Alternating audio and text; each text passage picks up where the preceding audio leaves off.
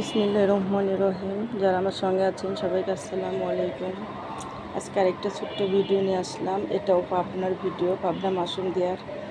তো এটা তেঁতুল মাখানোর জন্য প্রিপারেশন নেওয়া হচ্ছে। এখানে ধনে পাতা, কাঁচামরিচ, লবণ বাটা হয়েছে। আর আগেই তেঁতুলটা খোসা ছাড়িয়ে পরিষ্কার করে ধুয়ে বিচি বের করে বেটে নিয়েছে। আর সঙ্গে এখন চিনি দিতে হবে, কারণ অনেক টক, চিনি দিলে মজাটা অনেক গুণে বেড়ে যায়।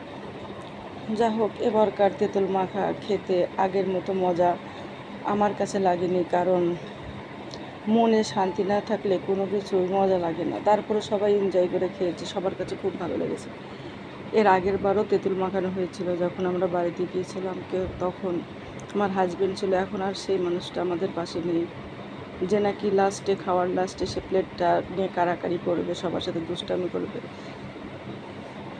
একটা কথা, যে আনন্দ ফুর্তি করতে বেশি কোনো কিছু দরকার হয় না, সামান্য জিনিসে অনেক ভালোবাসা পাওয়া যায়, অনেক আনন্দ করা যায়। যেমন আমার একটা অনেক স্মরণীয় হয়ে আছে।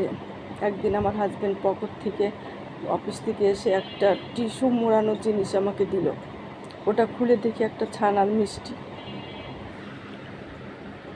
আসলে ওটা তার কোনো কলিগ তাকে দিয়েছিল খাওয়ার জন্য। আমি মিষ্টি পছন্দ করি, তাই সেটা পকেটে করে নিয়ে এসেছে। সামান্য জিনিসেই কিন্তু কত ভালোবাসা থাকে, সারা জীবন আমার মনে থাকবে সেই কথা, সেই ভালোবাসার কথা। আর ভালোবাসা, আনন্দ ফুর্তি করতে আসলে টাকার দরকার হয় না। ছোট্ট জিনিসেই যে সামান্য জিনিস, সবাই মিলে খাওয়া, সবাই মিলে আনন্দ করা। কিন্তু আমার এখন আর আনন্দ আসে না, কোনো কিছুতে আনন্দ আসে না। যাই করি সব কিছু আসলে বেঁচে থাকার জন্য, চলার জন্য করি। ভিতর থেকে কোনো কিছুই আর আসে না, কোনো আনন্দ ফুর্তি কোনো কিছুই হয় না।